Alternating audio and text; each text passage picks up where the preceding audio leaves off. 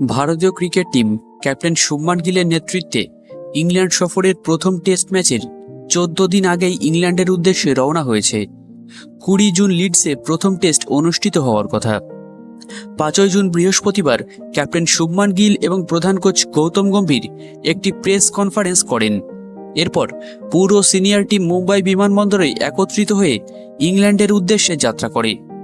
প্রথমে কথা ছিল যে দলটি ধাপে ধাপে ইংল্যান্ডে যাবে, তবে শেষ পর্যন্ত যারা ইন্ডিয়া এ টিমের অংশ নয় তারা একসাথে যাচ্ছেন।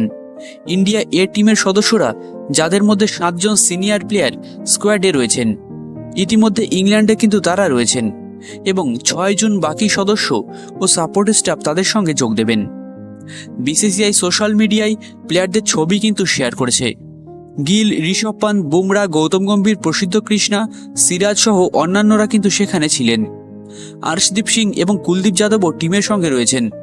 দলটি নতুন অফিসিয়াল অ্যাথলেজার কিট পরেছিল, যা কিন্তু গাঢ় নীল এবং কমলা রঙের সমন্বয়ে তৈরি।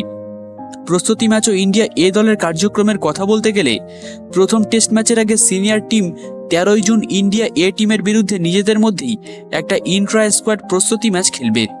এটি কিন্তু 2025 থেকে 27 বিশ্ব টেস্ট চ্যাম্পিয়নশিপ সিরিজের প্রস্তুতির অংশ। এদিকে ইন্ডিয়া এ টিমে যার সঙ্গে KL রাহুল যোগ দিয়েছেন, ইংল্যান্ড লায়ন্সের বিরুদ্ধে দ্বিতীয় 4 দিনের প্রথম শ্রেণীর ম্যাচ খেলবে KL রাহুল ইন্ডিয়া এ টিমের সঙ্গেই।